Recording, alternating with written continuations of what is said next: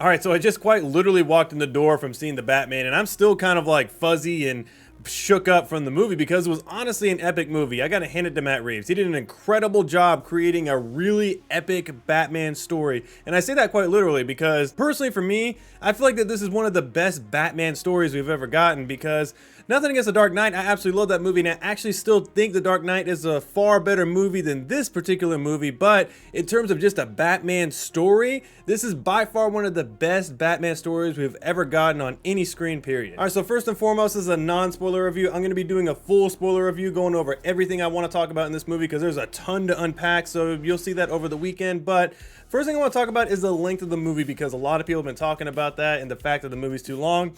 And admittedly, the movie is too long. But the one thing I will say to counter that is that I don't want another Batman v Superman situation or another Justice League situation. I want to get the full movie, and if it is too long, I'd rather it be too long than it be too short and butchered because, you know, Warner Brothers has an issue with doing that at this point. And the main reason why I say that is because I did feel like at times it did drone on and it felt like there was some parts in the movie where I was like, can we just get to the point, please? But by the end of the movie, I did feel satisfied with the length of the movie because they covered a ton of information in a very efficient manner, and I felt like all of it by the end was very relevant to the story. Something else that everybody's hearing is that the movie is dark. Literally, it's dark because it's nighttime all the time, it feels like, and then tonally it's dark because it's over serious at times, and there's not really a lot of moments where you're smiling and having a good time.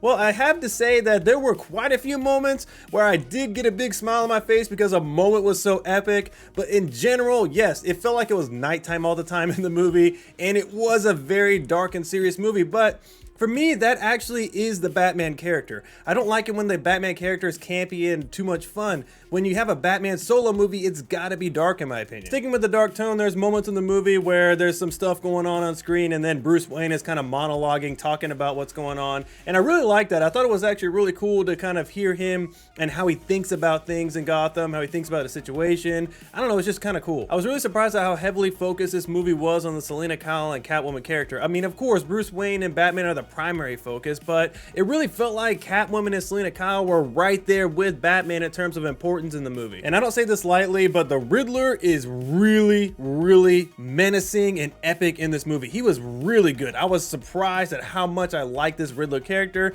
and I want to push to say that he was Heath Ledger-esque. I'm not quite ready to say that yet. I want to see the movie again, but literally in terms of impactfulness on the movie as a villain, the Riddler was right up there with Heath Ledger in my opinion. And also, those of you worried out there that Robert Pattinson is not going to be a good Batman, he's a good Batman. I mean, there's nothing wrong with him as the actual Batman character. Him as Bruce Wayne, though, I'm not really sure because personally, I don't feel like we got a lot of Bruce Wayne in this movie, and that's okay. I just want to see more Bruce Wayne maybe in the future, but in terms of him being Batman, oh yeah, he's definitely a good Batman. There's some moments you saw in the trailer where he's incognito and he's got a mask and a hat on. Those were by far some of my favorite parts in the movie when Bruce Wayne was kind of masquerading in incognito mode, spying on people. That was just kind of cool in my opinion. I was really surprised at the decisions that they made with the action sequences in this movie because truthfully, we didn't really get that many action sequences, but the ones we did get were really epic. I'm not gonna lie. By action sequences, I mean Batman actually fighting goons. Like, I mean, he fought a few people in the beginning of the movie, and then there was a whole sequence in the middle of the movie where he's doing a ton of detective work, which was really, really cool. I like that part in the movie.